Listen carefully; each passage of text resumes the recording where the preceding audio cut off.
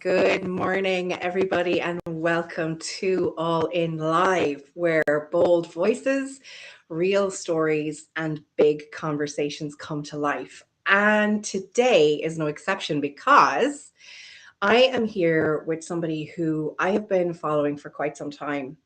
And I've done karate since I was 9. And the way I've always been in karate and the way I've always taught and learned is from a place of nurture, from a place of understanding that the people that we connect with in karate, the people that we teach, and the people that we learn from, we do it best when we're connected and when we're trying to get the best out of each other. And when I saw this gentleman teaching, I felt like that's exactly what he does. When he's with the kids that he teaches, when he's with the adults, he is constantly in nurture mode. He is trying to get the best out of the people that he sees, that he teaches. He understands them on a level that I don't often see in teachers. And sometimes it saddens me, but when I watch Carl Sullivan is who we have here today. And when I watch him, I feel like he gets it. And when it comes to teaching, when you get it, everything in your orbit just expands and explodes in the most awesome way. So, Carl, I am delighted that you're here. He's just fresh off a karate class, so he's buzzing. Yeah. Thank you so much for your time. Welcome. Oh, wow. Well, thank you so much for having me, and what an intro. Um, I think you're probably going to get me emotional early because that was beautiful, and what a way to describe um, the gift of karate. And connection is one of those things, and you've got that too. The way you connect with people, and the way you and I have connected. From the Gold Coast, Australia, to Ireland, and we've got a connection, just not through karate, but we're great friends, and so thanks so much for having me. This is the exclusive interview after Japan, but also I'm so blessed to be in this space with you and your followers as well. So thank you so much. Oh, it's an Appreciate it. absolute pleasure. Absolute pleasure. So maybe that's the perfect time to discuss where it is that you just were, because I think the timeline might jump a little bit because, of Mm. what I've read in terms of your story, but I don't see why we shouldn't start at the end, which is what's Oh, just great. Well, happened. So let's oh, talk thanks about so where you much. just were. I'm fresh off the plane. I only arrived in last Saturday morning. I just returned from Japan, so I after a 3 month fight camp and journey, I was blessed enough to win second in the Japan tournament in Tokyo, and I've still got bruises on the inside. I'm recovering, um, but what an amazing experience, and the the magnitude of it was on another level. I knew it was going to be big. Mm. Um, and there's so much to unpack. And I know that you said, tell me a bit about your story, and I didn't know where to start, but there's so much to unpack. But I'm blessed that I got second place in Japan, and not only the second place, but to earn the respect in Japan, it holds its weight. It's worth a lot of Mm. gold to me. They treated me like royalty. It was invite only. Um, and to go there and compete up against the best for my age group, it was a heavyweight division. I was there at 8 o'clock in the morning, and I didn't fight till 4:30 p.m. Yikes. And that's the tournament type stuff that used to be. You kind of used to that, but I was told I was going to be a lot earlier. But such a long process and journey, and then to fight, and then the guy that I fought in the final, I made it to the final, was I didn't know at the time, 5-time All Japan champion. Um, they're sitting there having a sleep, and I'm stressed, like I'm pacing and nervous and excited, and I was cooked by the end of it. But what an experience, and yeah, just absolutely stoked to get that result. It could have gone another way, and Mm. as you know, through karate, I could have gone to the hospital, I could have got injured, I could have been knocked out, I could have been beaten by Ippon or Wazari, so a technical knockout or a full knockout, no place at all, not being able to get up onto the mats itself. But I was just so stoked to get that result. So what a blast! It's still sinking in. And I'm just so grateful. Like when I got back, it was like, I can't believe that just went like that. 3 months of journey, which is I could write a book on the 3 months. But the tournament, I'm just so blessed and stoked. So yeah, second in Japan, and yeah, I'm really grateful. So buzzing, and I get to tell you all about it. Yeah. Well, no wonder you're buzzing. And I just, because I find that fighters sometimes gloss over. It's almost like, yeah, I came second in a tournament in Japan and I was fighting against this guy. And I get you understand what you've just done. But I just want everybody to understand that this is full contact knockdown fighting. This isn't, point fighting. This is full contact, straight in. There's no messing. It's hardcore. It's Kyokushinkai karate, so it's one of the hardest styles. And the training that needs to happen in order for somebody to get to your level, right? To get to not only your level, but to be invited to Japan and then compete at this level against the best of the best. Talk us through the 3-month fight camp. It's spot on what you just said about the tournament details, because I've said before, it's like nominating yourself to be a crash test dummy and going into a car crash, because that's the type of feeling you feel after this type of tournament.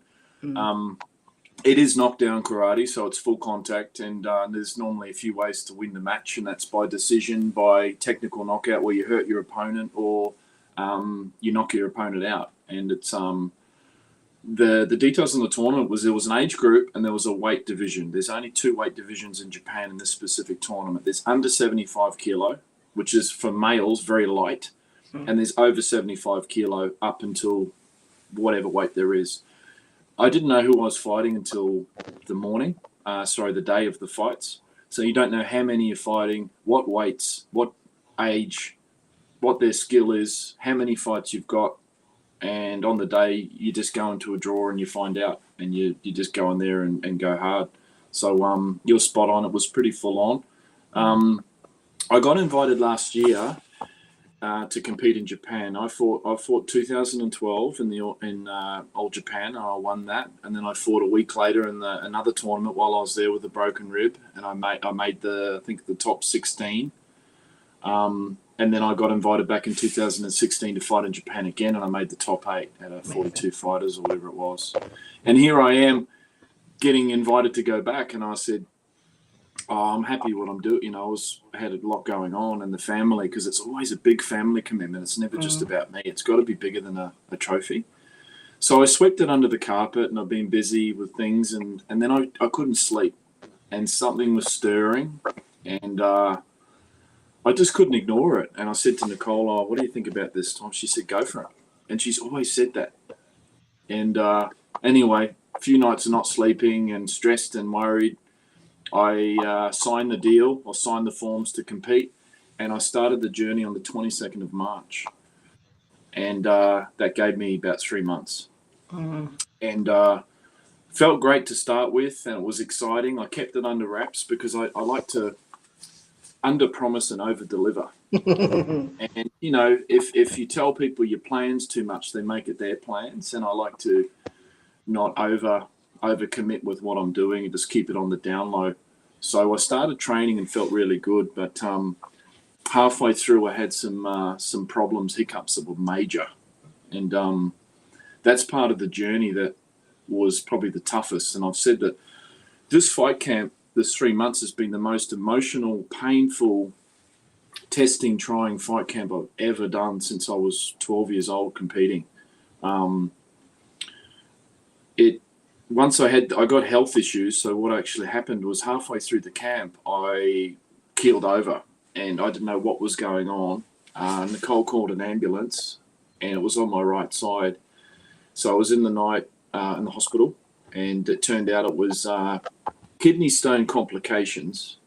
So I had a kidney stone that had been stuck. And so they went in and monitored, gave me medication, let me out, and I got the okay to resume training. And then I had another follow-up appointment. So I kept training with cardio with what I could at the time. Anyway, everything was going great for a few weeks. I just did light sparring and training, weights, cardio. I was at the gym every day. The food was like, I was training like an Olympian as far as food and diet goes. I'm really strict. I kind of get obsessed with that side of it. And I had another attack, but the stone had moved down and got stuck in the junction of where my bladder is. And there was a blockage from my bladder up to my kidney, and my kidney was shutting down. So this next time was worse. I've had MRIs, CT, and the guy that did the MRI said, "Look, I'm not allowed to tell you this, but you better get to the hospital because your kidney's going to shut down on your right side." So I went in, then another ambulance, and they transferred me to a specialist division, and they said, "We've got to do surgery on you ASAP." So that was upsetting. I mean, getting pushed around in a hospital bed, crying, and not sure what, not just for the tournament, but it was like, this is pretty serious now. This is pretty scary. So they kept me in and performed a surgery and put a stent in. So I had a stent to help me go to the toilet. So I was wearing a nappy and going to the gym because I said, I've got to fight. I've got to fight in Japan. And how do we make this happen? Well, you've got to have the stent in and helps you go to the toilet, and then you've got to have take this medication, and you're going to be up all night. So I was taking the medication, had the stent, so I could go to the toilet, and I kept going to the gym and training, shadow box, stretching. I didn't tell anyone other than my family. No one knew I was going to Japan. Anyway, they said, you've got a month before we can do another procedure and take the stent out, and you're probably going to need another procedure. Well, knowing what I'm like, I said, can we do this quicker? How do we speed this up? And I was still training, and I was up every hour going to the toilet, so I wasn't sleeping, but I'm like, I've committed to this. Let's just stay on the course and keep training. And Nicole was amazing. That's my partner, Nicole. We sped it up. I kept ringing them, and they said, we've had a cancellation. We can get you in early. And by that stage, I was in so much pain, I thought, you know what? It's really not up to me anymore. It's up to something bigger. It's up to, if God doesn't want me to do this and it's not going to happen, it won't happen. It's fine. But no, we've got a cancellation. We can get you in. I'm like, I thought I was off the hook.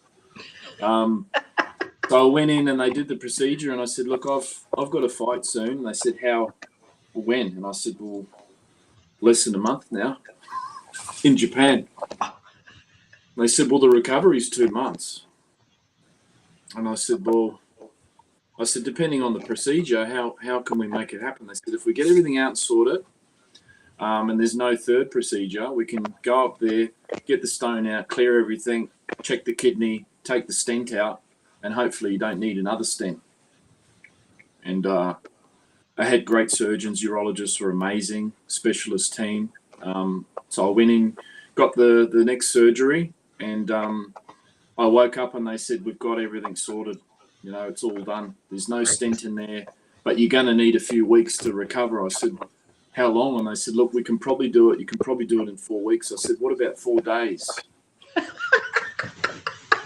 Because I had beach training with my dojo on 4 days after my surgery.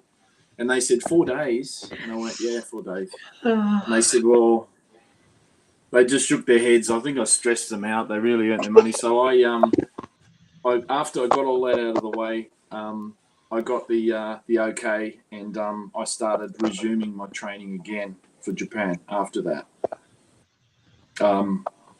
So that's okay. That's really good. And then the knee started. My knee I couldn't walk one day, and I'm like, hang on here. I was training kicking.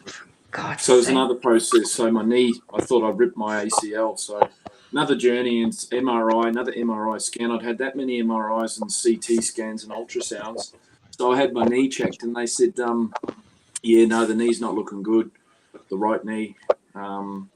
So I said, I want a second opinion because I think I can still do it. They said, no, we don't suggest it. I said, I need to see a specialist. So I went and saw a South African sports doctor who's a proper, not a physio, a doctor. And I went and saw him.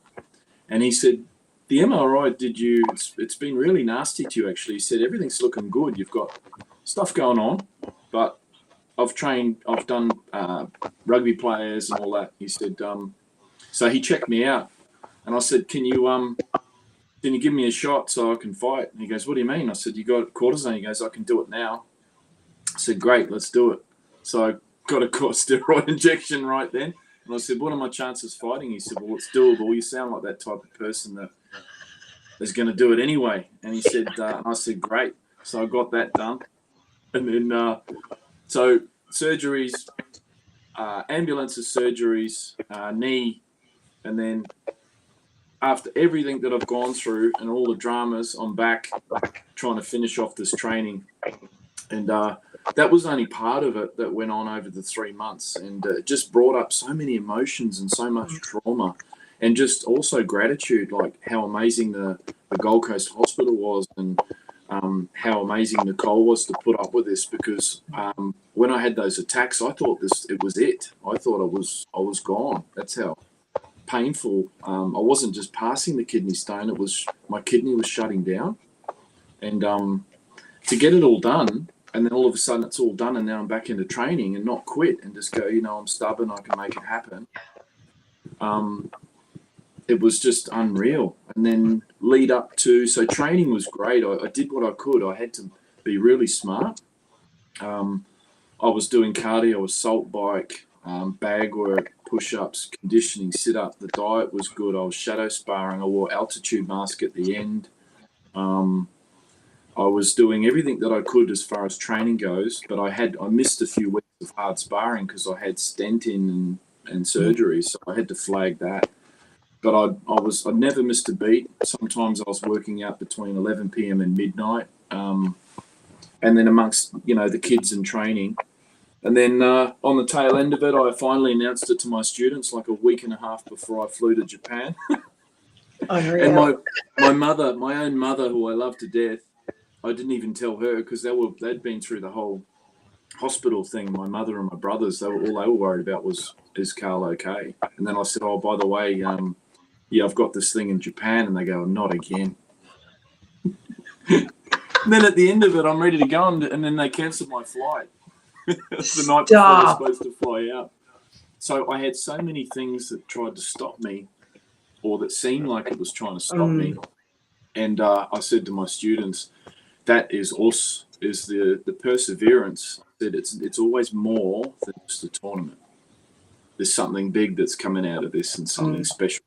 And I still look at it as a blessing. So that's the magnitude of, I got goosebumps talking about it actually. But yeah, that's the kind of the short version, even though it's a lot of stuff in there as well to unpack. But 3 months of rehab, surgery, trauma, health, trials, past trauma, getting over the mindset of it, the body, training, building the confidence up, running a family, trying to balance, as you know what it's like, kids, and then Nicole, and just like, how are we going to do it? So, but yeah, that's a little bit of it.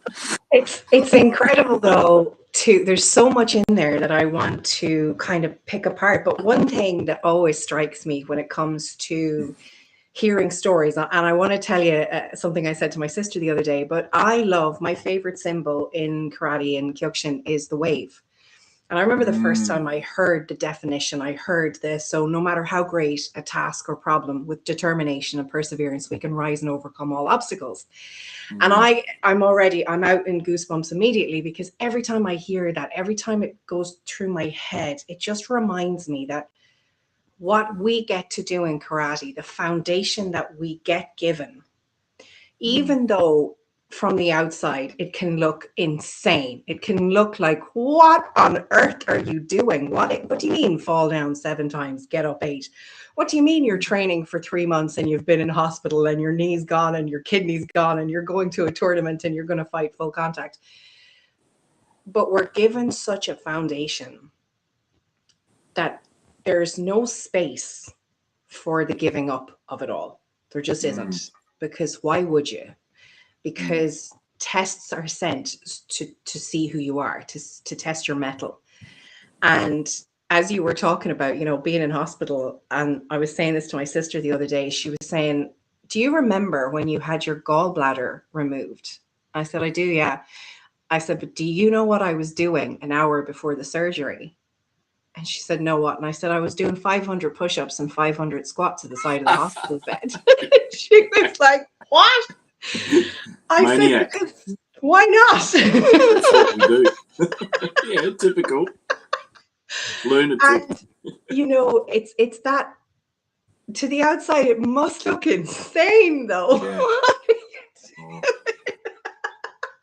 But that determination, once it's ingrained in you, some people have just got it, and some people, you know, they're super resilient. But some people, I like to think that, you know, in a good way, where there's a screw loose, but there's something in. It's like the Red Bull syndrome. It's some of those that are just resilient, and we get off on those challenges, and that's so cool what you just said, and it's your personality to a T. Hey, you know, you try and contain what you've got, you just can't. You know, there's you push it right to the end, and there's lines that are drawn in the sand from when we're first born, when we're kids, and then some of us just naturally step over those lines. What lines? What are you talking about? What lines? People set those boundaries, and I said to the kids, I put a post on I don't think in today's society, from what I see, what I teach, and I teach in the primary schools and high schools, and from what I see, the kids, I don't know if it's the parents or the kids, and technology, but no one's dreaming as much anymore. We were brought up with, we had to use our imagination and think big and think crazy dreams and achieve things. And now a lot of people are just settling. So I thought about that when the opportunity came up. I've done it. And I've had so many people say to me, you've got nothing to prove. What are you doing that stuff for? You know, what are you doing? You know, why don't you just settle and just do you? Everything's going good for you. Why you got to risk it? Why you got to push it? And I said, well, it's just what I've always done. And if I can inspire someone along the way, to keep moving forward and to dream big and believe in yourself and do crazy things in a positive way, then maybe we can help the community if we all do it. You know, inspiration goes a long way. And it's hardwired. You're hardwired to do this very specific thing. You're hardwired to say, I've decided I'm going to go for this, and I'm going to do it no matter what, because it's worth it, because it might inspire even one kid to not give up, to not lose faith, to carry on, to push through. And when you go through something in your childhood, and I don't know if you know, you would agree with this, but when you go through something in your childhood, a trauma of any kind, and you're presented with something like kyokushin, like karate, like a martial art, that gives you a solidity that you didn't have because you couldn't have had it, because everything was in flux in normal life. And suddenly you come in and you're given the most definite structure. You're given a hierarchy like you've never experienced before. You're given a box to be the best version of yourself inside. And it's held by very secure people. So these people that are giving you this box to be inside of, they're not wishy-washy. They're not flaky. They're like, this is what you're going to do. This is when you're going to do it. This is how you're going to do it. And you're not going to complain about it. Okay? Yeah. That feeling, when everything outside is in flux, is like catnip. Yes. Did you feel that as a kid? Definitely. Yeah, totally agree with that. And I can relate to that big time. And I know there's a lot of people that would agree with that and can resonate with that. It was, you know, karate, as I've said before, was a passport for a better life, not just for me, but I think I've seen that with the kids that I coach and mentor within the intervention programs within the primary schools. And a little bit of inspiration, you know, goes a long way. And when we've been through trauma, and in saying that, I mean, my parents had a lot of love, but it was like either fight on the streets and get in trouble or use that as an energy outlet, because I was confused. There was a lot of I guess hate, and there was no understanding on what's going on. Why is everyone fighting? Why is everyone split up? There's abandonment issues, and you need that energy outlet. So when I was taught by the Japanese when I first started. And then other instructors later, it was like I just flocked to that. And that was that energy where I could channel it. And then I had amazing mentors over the years, and they could see that I had not only passion, something there, but a little natural talent, but just this obsession that I just flocked, walked straight to it, flocked straight to it. Yeah. And it made me love myself. When I started helping others, oh, can you show me these moves, or can you help me with my kata or my techniques or my form? I started to get that love for myself, because that was all gone at the same time as well. So, as you said, trauma was that direction, energy outlet, and a lot of people have got stuff going on, but for me, it was like I needed that. Karate gave me a better life. It literally saved my life and changed my life. Because of that, I had mentors, and I could fight on the streets and get arrested and sit in police cars, or I could fight in tournaments, and I didn't like myself, but when I helped other people, it made me feel good. It filled my heart. Yeah. I think there's such a buzz to teaching because you could be good at something, right? So you can be naturally talented and good at something. Say, for example, kata. Kata is a series of movements put together to make a form. It's beautiful. For anybody who doesn't know what it is, go on YouTube and have a look at people doing kata. And it's one of my favorite things. But so you could be good at kata. But suddenly when you start to teach somebody else how to do kata, you become something very different, because you have to get better so that you can teach in a way that you're giving the proper skills, the proper technique, the proper training to somebody else. When you step into that teacher role, everything changes. No wonder you started loving yourself more. Imparting the knowledge to other people, and then watching them grow and change and shift and evolve into these awesome karate people who you're like, yes, they've got it. Yes, the light went off. Yes, they're switched on. Yeah, it's such a buzz when you see that, and when they're progressing, it makes you feel so good. Like it's and a lot of instructors can relate, but that's spot on what you said. It's about giving, and I still think that, and karate is about serving and giving, because we hear so many people talking about karate as a martial art, which it is, and it means empty hand. So karate is empty and hand, but you're also giving. You're opening up your hands to give to the students, and from the heart as well. And that's the key thing, I think, is the more you give, the more you learn. And you've just said that with your own, how you love kata and the movements and forms. As soon as you started teaching, how good did you get at your forms? Yeah. And then the passion's gone on another level. Yeah. And that's so cool to hear about kata and the movements too. The forms, people get so bored of. Instructors don't teach it anymore.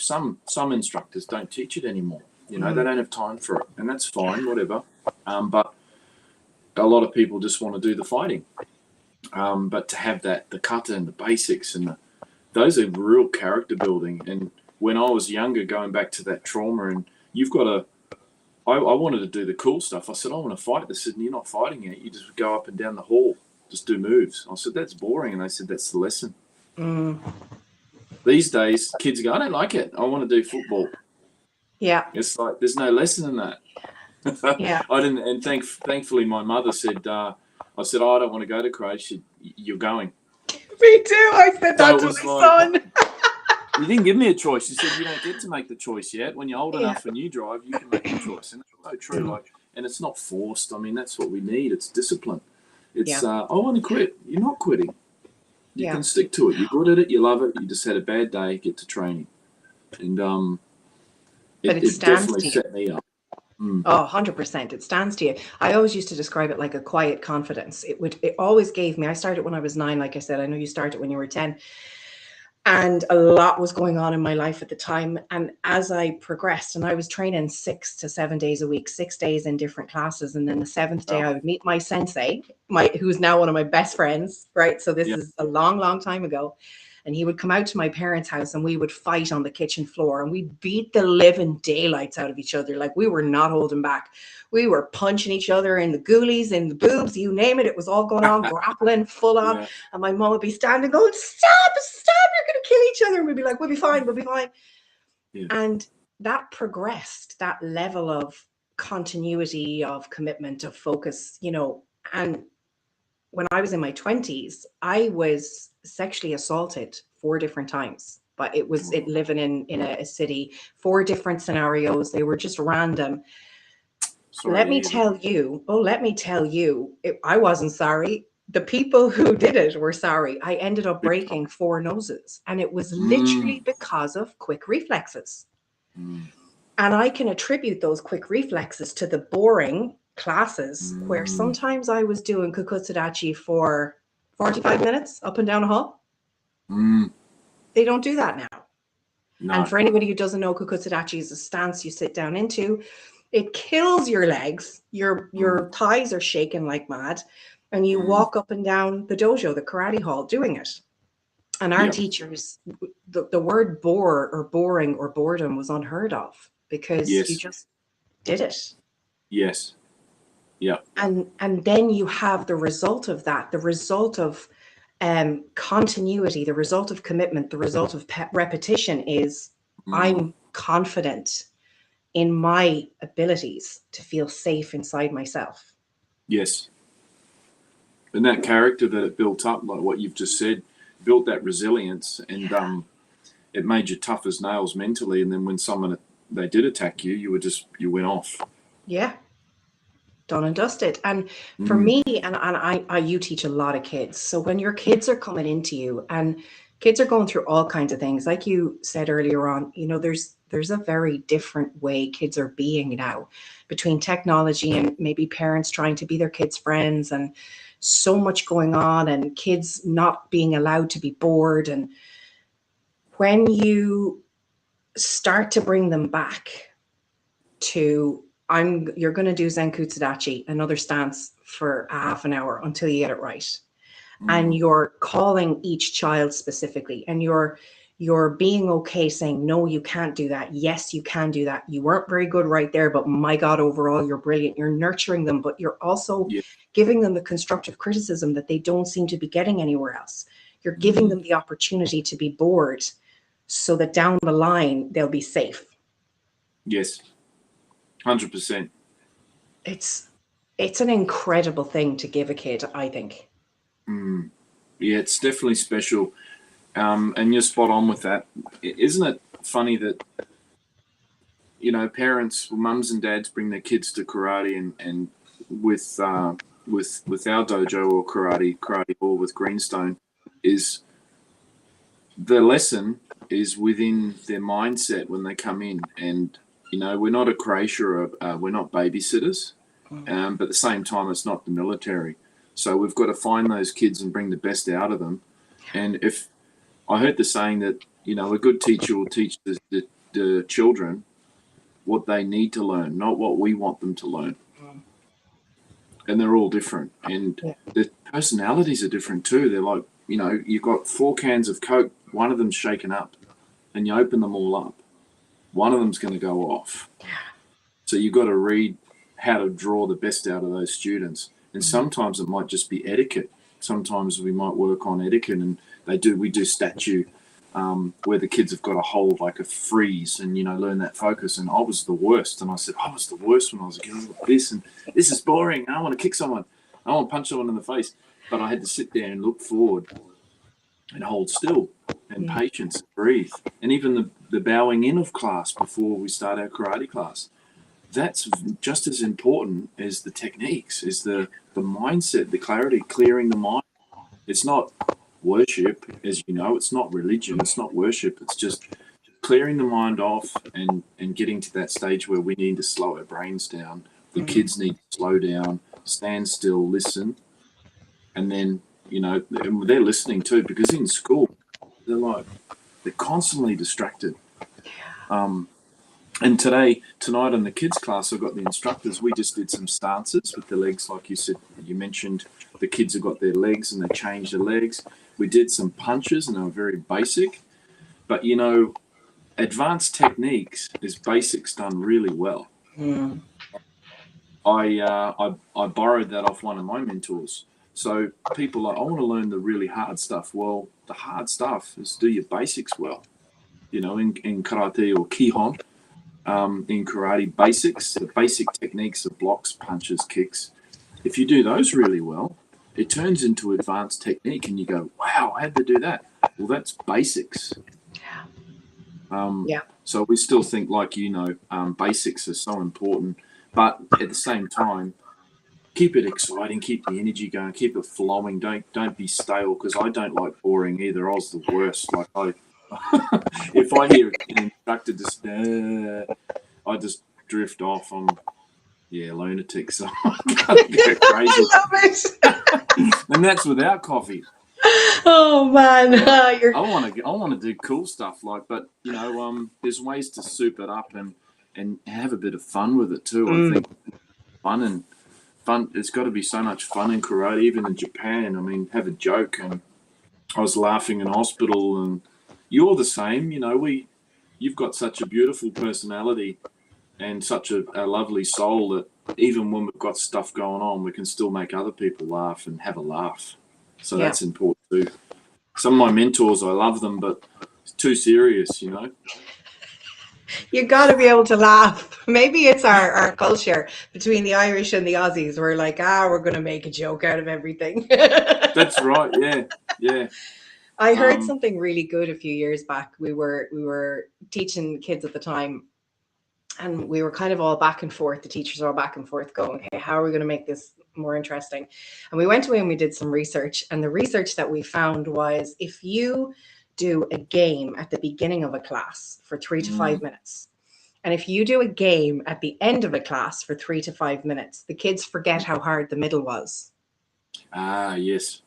We tested it. I swear to God, it was brilliant, because we absolutely gave them the time of their lives for that first 3 to 5 minutes. Yeah. Then we absolutely wiped them out for the whole class. And at the end, 3 to 5 minutes of a game, all you saw was these beaming faces and sweaty little brows and hair stuck up at odd angles as they were heading out the class, knowing that it had the best time. But we really push them in that middle section. And I think it's simple things like that. You get to have all the fun in the world while you're teaching kids how to, I don't know, be the best or the fullest versions of themselves, be the strongest, confident, most bold. I'm sure you've had kids come in or parents come in and say to you, you'll never guess what my little Johnny did the other day. He's been really badly bullied, but he stood up to his bullies. And you're just standing there going, yeah, he is. Yeah, he is. Because he feels like he can. Good job. you know? Yeah, that's so true. And I like how you said you wrap the class up like that too, because, if you just come in and you're just hammering them with too much, too serious, you want those kids to come out of it excited. And tonight we finished off with some cool stuff and a lot of praise, and then we took a class photo, and the kids had a blast. The starter class was about me going to Japan and a lesson, and they're all looking and excited, inspired, and they're buzzing. And I said, you guys do the same thing. It's about not quitting and pushing forward, but also doing your best. And even when you're scared, who gets scared? And they put their hands up. And who's nervous? And I said, do you think I was scared in Japan? And they go, no. And I went, yes, I was. And I said, but I knew I had to go for it. Yeah. So I'm the same as you kids, like you got to push forward, and they see, oh, well, I'm doing it. And then we had a similar, get them in there and really work them hard and get their legs going and wear them out for the parents so they go to bed early. And then a nice positive way to finish the class is normally a game or have a chat and just bring it down and calm them down. And then always we try and tell the kids, if you've got something on your mind, tell us before class. And if you're grumpy or you're tired, best place to be is at the karate class. at the Yeah. dojo, and then don't leave without having a chat to us before you go. And most of the time, it works out really well. Some classes are all different, as you know, but it's so true about the kids. You have a great way with your kids, though. So for everybody who's listening and watching, Carl has a club, and it's called Greenstone Karate. So there's a post on Facebook, and I've tagged it on it, and I've actually put it in the comments. I'm just going to run it across the screen here. So I often watch not only what you post, but the videos. Yeah, there it is. Yeah, there it is. Everyone should check it out, because the posts are, and this is just a testament to you as a person, and then I want to talk a bit about Nicole, but the posts are the kind of things that I wish more teachers would speak about, because you work through stories and you post in a way that is, this is what it could be, this is what it can be, this is where I'm coming at it from, this is what you could take from it. You post in a way that it doesn't matter whether it's a kid or an adult, they're going to take something from it. There is a depth of understanding in what you're posting and where you've come from. And I love how you marry up certain things. And so when you're in your class, I can imagine that this is the way that you're actually speaking to your students. And I'd say that 100% of your students are looking at you with that, I want to be like him when I grow up. I just have a feeling that so many kids are in there, and the adults are in there going, geez, if I can be half the guy this guy is, then I'm going to be doing really well in my karate journey and teaching. So just go and have a look. I would love so many more karate clubs to see this and actually realize what's possible when you teach with a holistic kind of attitude to karate, you know? Yeah. It's not just ground and pound. You're not coming in there to beat 3 colors of whatever out of somebody else. There's a full picture to be had. But so I want to talk about Nicole, because she's like amazing. So I watch you and her together. I've watched her journey. I've seen her come along. I've seen her training. But I've also seen the way you speak about her. And honestly, it's beautiful. So tell everybody who Nicole is. Well, Nicole's my other half. She's very, very patient. And she's been putting up with me since 1998. So it's like the mafia or the priesthood. It's you can't get out while you're alive. So she's stuck with me, more like the mafia. And just incredible. When I first met her, I had a bag of clothes, and I knew karate really well. And I was washing dishes in a restaurant so that I could still teach karate, and I didn't have much at all. But she saw potential in me, and I probably didn't see it back then either, but I had karate and I had her. And since then, she has always been my number one fan. She's like the lioness of Greenstone Karate. She's probably the most caring person that I know. And I don't say that about a lot of people, but when we're ready to wrap up class and go home, she's still running late because she's helping kids. And I just got to be quiet. It can, there's no such thing as, we can't do this. And whenever I've got these crazy ideas, there's no ultimatum. It's not like, you can do this, but we've got to do this. It's like, go for it. And I get a bit choked up because you just don't, she's my secret weapon, but she's not secret. There's always the other side of it. And I said when I won in 2012, I was over there fighting in Japan, but she was here fighting with the kids. And it's like that. She's cooking she's banging around in the kitchen now, cooking dinner. Because I was like, karate night. We're hungry. Where's the food? I can hear her calling the kids and trying to cook now. And it's like late. It's late. And we've got karate life. So, yeah, caring, 100% support. We've been together a long time. We've been through so much stuff together. And we've both got the same vision for what we want to do, but just such a beautiful soul. tough though, super tough, resilient. But yeah, just the lioness for Greenstone, and she's always there for everyone. But I've never ever heard her say, you can't do this, you can't do that. It's always been go. But she's the first one to tell me when, I've got to put the brakes on things, because sometimes I'm a bit hard to deal with. But her and I together are like a team, force to be reckoned with. You can't replicate or duplicate that, I feel. And that's a credit to her for what I've achieved.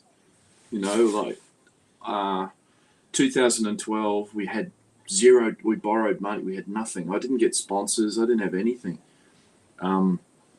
I went to Japan on my own. We borrowed money off family because they offered, and we didn't have much at all. And our kids are very young, and it was such a struggle to build Greenstone and all that. We had nothing. And we still work really hard. She's security, so she works really hard.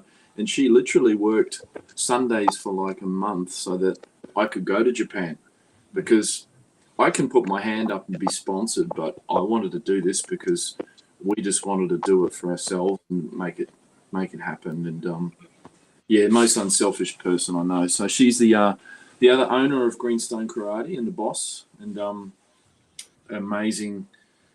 She's the bloodline of what we do. So I'm very grateful and love her very much. Hats off to Nicole and be quiet dynamic duo. We're giving her a big shout out, and awesome. It's gone quiet actually, so I'm a little bit quiet. She's in there going, he said some really nice things. I would invite her in, but what she's going to say is, he doesn't fold washing. No. She said, how can you fold gi so good but you can't fold washing? And I'm like, I don't want to fold washing good. It's not on my radar. It's not the same. It's not the same. No, it's not. I'm not interested in that. Okay, so something really cool that you've done. And when I saw that you had done this, I thought this is possibly the coolest thing ever. So let's talk a little bit about Kyle the Karate Koala. And I'm just going to run the link across here so people can see it. So cool. Not only has Carl founded an incredible karate club, not only is he a dad and a husband and does it really well, and not only is he a fighter who has fought at the top of his game and just come back from Japan and been through the wars literally to get there multiple times, but he also decided that he was going to write a book. And anyone who knows me knows that I absolutely love writing, have written a few of my own. And so when I see somebody doing it, and then he did it in a very specific way, I thought, yeah, this deserves a mention. So let's talk about Kyle the Karate Koala. You're welcome. Well, another blessing, and what an incredible. I'd always had it on my heart to do it, and there's going to be a few more books that are going to be coming out, but this one was incredibly close to my heart because it's about the kids, and then I realized it's about parents. So I decided to put together finally my first children's book. Brilliant. And Kyle the Karate Koala.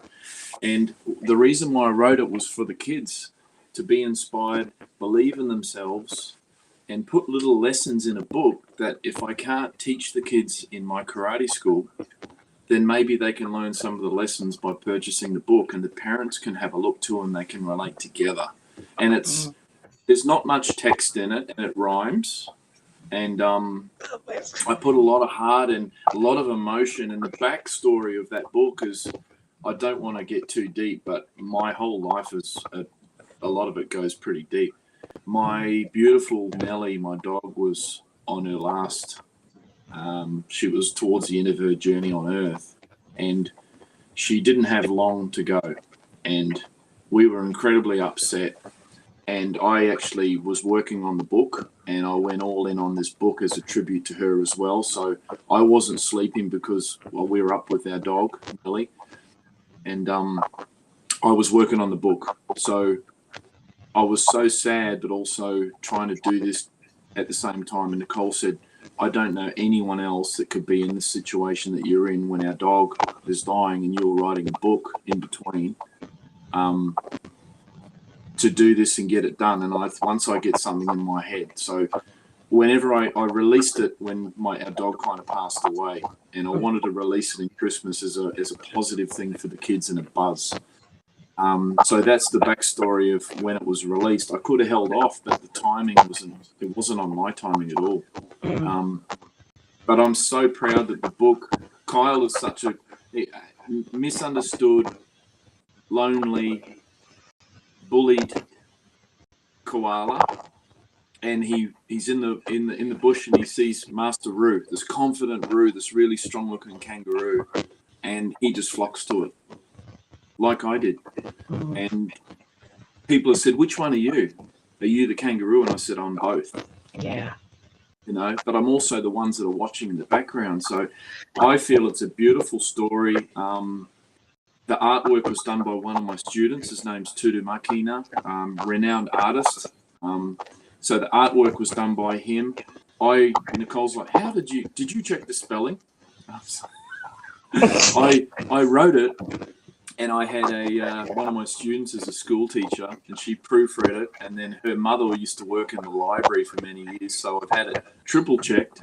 The artwork I was happy with, but there's really cool lessons in for the kids and the parents about getting into martial arts and communicating and believing in yourself and having a kind heart. And then for the parents, it's about understanding, not only can they read the book together, but there's little lessons in there about focus and bullying and being different and feeling alone and what karate can do for us and how it can change your life around. So I got really emotional writing that one too, because I wrote it for the kids, especially the kids in primary school, the ones before they get high school. So before they start boosting cars and doing naughty stuff, the kids have got to be inspired in those early years. And I've seen that with the primary schools I teach in, and they just loved it. And I'm really happy with it. It's a beautiful, beautiful book.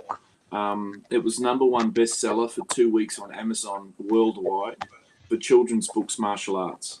So that was the category that we hit #1 for 2 weeks. We beat the Ninja Turtles. For like a week. Thousands and thousands of reviews. We hit #1 for 2 weeks, Amazon worldwide, not just in Australia. And it's been sold it was very popular in Japan, and it's not even translated. So it's such a cool little book. It's not long, but I think there's some really cool messages. I'm really proud of it. And I've already, are you going to do another one? I think in the future I might do a trilogy. Yeah. But, it's such a cool book. There's Master Roo is awesome. He's a great character, and he can see, and I can my mentors I was blessed with awesome mentors, and Carl the Karate Koala. And they said, "Why didn't you call it Carl?" And I'm like, "Nah, it wasn't as naughty as me."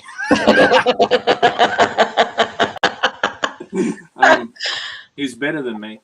So that's a project, and it's really close to my heart too, that we can help the kids. And I signed, just to sign the books for the kids and things like that, and it was really cool. And I know you're an author as well. It gives you a sense of achievement that you're reaching and you're touching a lot of lives. Hey, holding that book in your hand for the first time, knowing what you've done, and you go, "Oh my God, like this is a big moment. This feels really good."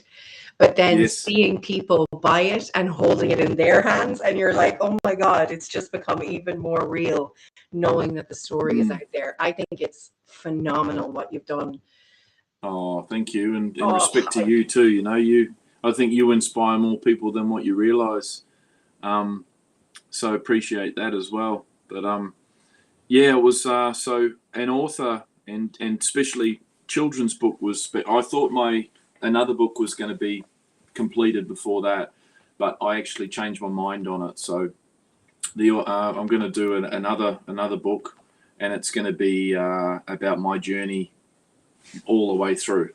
And then I've got a concept for another one, and that's going to be on my recent journey. But the kids one was like, I'll just drive that home, and it's been great. The primary schools are loving it. It's registered within the libraries in Australia, so they can purchase that, and it can. it can be purchased via Amazon. If you just search, I think the link's there, and yeah, but really amazing. So stoked to be able to do that and to help the kids. So yeah, I'm really happy with that one. Unreal. No, I'm delighted for you. I think we'll be very excited to see what happens next and where this potential trilogy goes and who else comes along. Yeah. Every time I saw the book and think about it, and even hearing you talk about it, all I keep thinking is Kung Fu Panda. And like I'm looking at Kung Fu Panda, and I'm looking at Master Sifu, and I'm like, oh my God, this is so cool. This is so cool. It's going to go so many places. Yeah, right. And kids can relate to the characters. Hey, like I had a lot of fun creating those characters, and I did a lot of research on it because I didn't want to pinch anyone else's ideas either. So I went on and did a lot of research on the characters and things like that as well. And the lessons in there are the lessons I teach in the karate schools like this.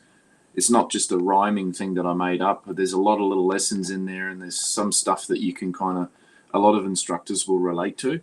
You know, like Master Ru gets him to do tasks, to count leaves in Japanese, and to stand still like a tree, you know, and not move, and breathing techniques, and how do we overcome certain things, little life lessons. And I think I wrote that book, and I look at the lessons in there, and I'm like, well, when those kids are driving me nuts and they're not doing their dishes, like I need to breathe.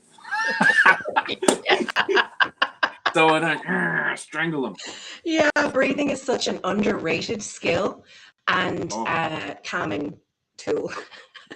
Well, yeah, but I don't know about your kids, but the one that hits me the most is when I go to get ice and there's no ice and there's 4 empty ice trays. I'm like, dude.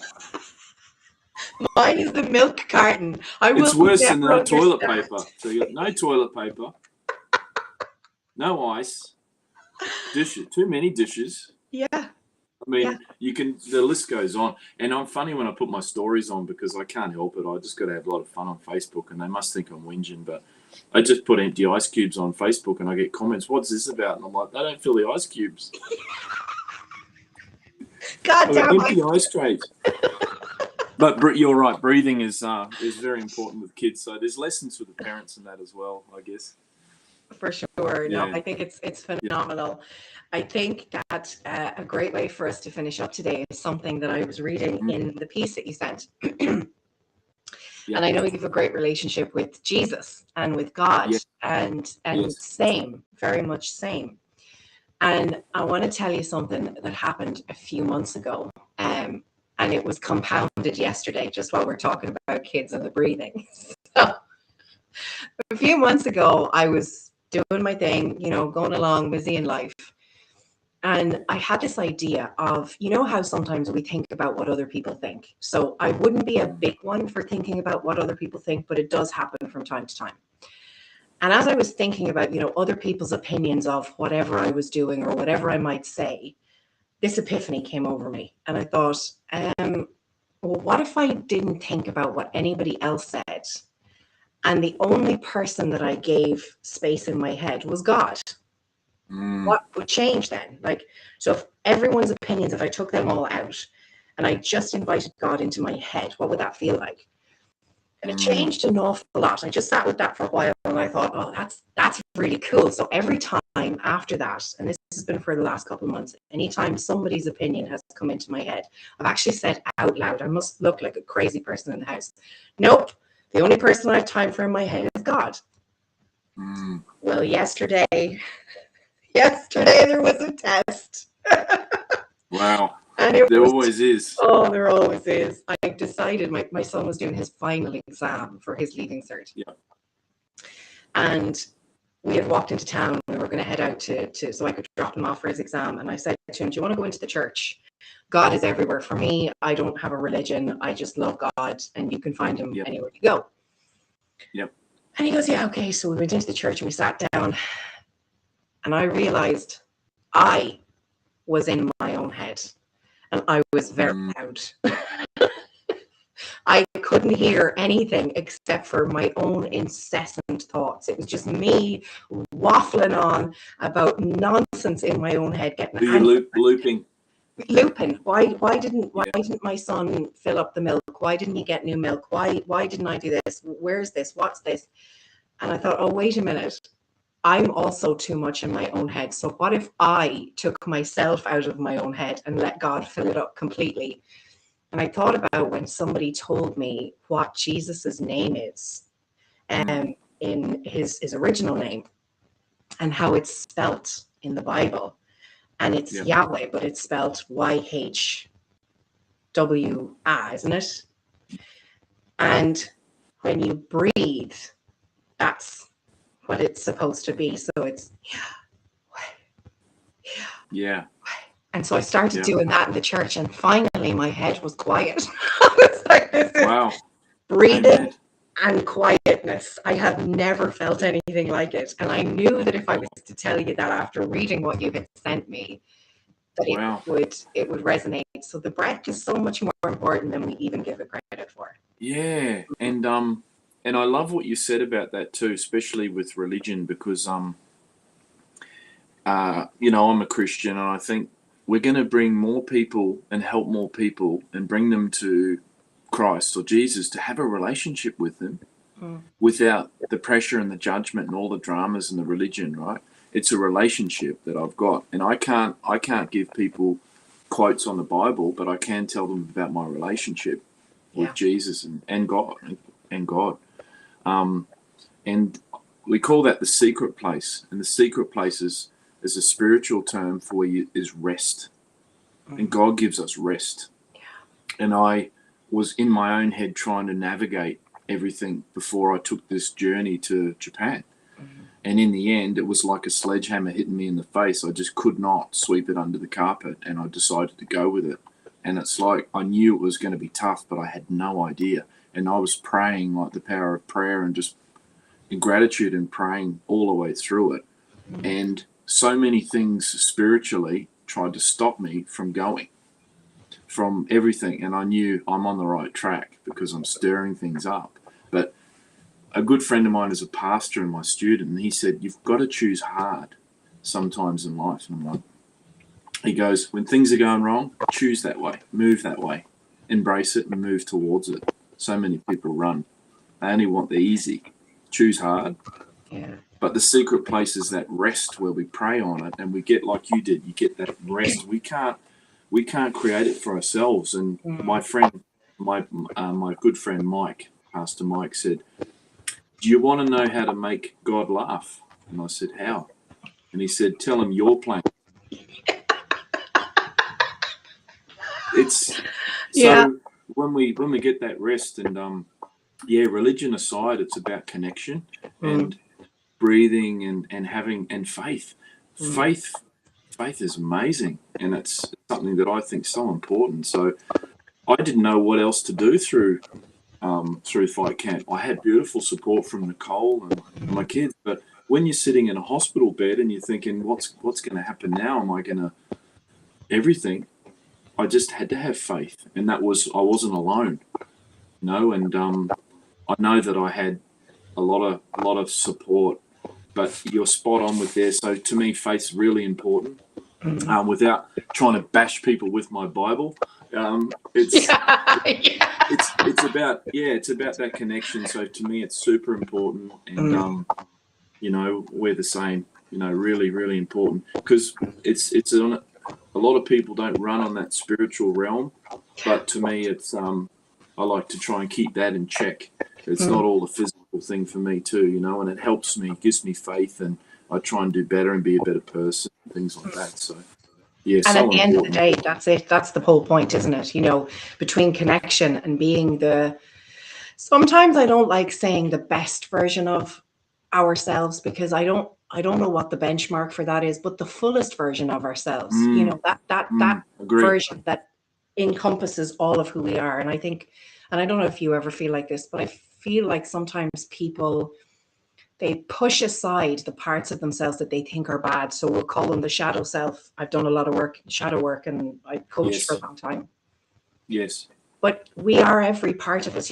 So an example would be, when your character is what you do most of the time. So say, for example, you're always early. That's your character. And when you're late a couple of times, it's out of character. Or you're the person who tells the truth all of the time. That's your character. And then the odd time you tell a white lie, that's out of character. But actually, in fact, it isn't. It's all your character. Everything we do is who we are. It's just some things are led in different ways. Yes. But when we have a goodness and a connection and a desire to be the best version of ourselves in whatever way that looks like, or the fullest version of ourselves, we can make peace with all the different parts of ourselves and pull it all together and say, okay, who I am is who I am. Yes. How can I get out of my own head so that something better or something bigger? It's so great. It's really good what you've just what you've gone through. I'm learning a lot out of this. This is fun. Ditto. You look at people like Mel Gibson. I mean, he's absolutely bonkers, but you got to admire what he's been through and what he's done as a celebrity. Yeah. And he's got that term. He said, you've got to hug the cactus. You've got to embrace the things you don't like about yourself. And I've learned to do that too. It's like my rank is Shihan, and I just think that rank means you're fifth dan, but I've made 5 times more mistakes than most people I know. I've got OCD, ADHD, AAA batteries, everything. I'm a cocktail of everything. There's addiction issues, there's trauma issues, I've got dysfunction junction, I've got everything. But I like to think that God's put me on earth for a purpose, and I'm embracing, all right, well, I was the one that used to go and egg houses before school. I got the cane. I was the naughty one. I was, but it's, people think, wow, how you're doing good now. If they had known you when you were in high school, you're a runner-up. Yeah, well, I'm not like that anymore. But those lessons, hey, it's like, it's made me a better teacher, and I've embraced it and said, when I teach in the primary schools, and I know that I said to the principals, I'm like, it's such a hard case. I used to go to school and get a cane and get told off, and now I'm in there and I go through the office and I'm not in trouble. Yeah. I'm actually staff. And I go to the kids and go, well, you don't want to be like me. You got to use karate and be good. If you want to fight, you got to do it with respect and do it in a tournament. Don't fight out. Any idiot can fight and hit people, but you're not allowed to hit people because it's only part of it. But I think embracing that is what you said, and hugging the cactus and go, you know what, I've got these things going on, and it doesn't make me. And I like what you said about the best version of ourselves, because that changes. When I was a week ago, I was running on really good fitness, tuned in, everything. I'm not running that way now. And it's like you run like an Olympian athlete, and then the Olympics is over. That athlete's not going to be training like they were training. They pull it back. And then, life changes, and then you move into another cycle. I like to call it this new season. Like the secret place of getting that rest and meditating, having time with God, emptying the thoughts, creating motion, and just zeroing your mind off, being still. And then the other one is the season. There's a change of season. So I'm in a new season now. I've completed that journey. Now I've got to pull it back and then connect with my family and focus on the dojo or the karate hall. So it's seasonal, isn't it? Like the version of ourselves is going to be seasonal. What's next? What are the next projects? What are the next things to work on? So I'm excited, and I got something for you too. This is the that's the. Oh, cool! Oh. Thankfully, they didn't do a trophy, because I might have broken it or got hassled by the plane people or attendants, but they give you this cool plaque. So that's second place from Japan, and the Japanese says over 75 heavyweight age division, second place. But the kids loved it, and it's such a cool little plaque. Yeah, it's great. The kids loved it, and that's a tribute to Nicole, my family, my dojo, my friends. And when you think your chips are down, they're not. There's always something more. Never give up and keep pushing forward. 100%. And for everybody watching, get your kids into a martial art. I'm going to say this a million times out of a million. I have met so many parents. I have encouraged parents to bring their kids to karate. I think it's one of the best things that any parent can ever do with their kid. The other side of it is there is no age limit on an adult joining a karate class. If you've never done it before, please do not be daunted about. Well, I'm actually turning 80 next week, so if I can do it. And he's just gotten second place in Japan.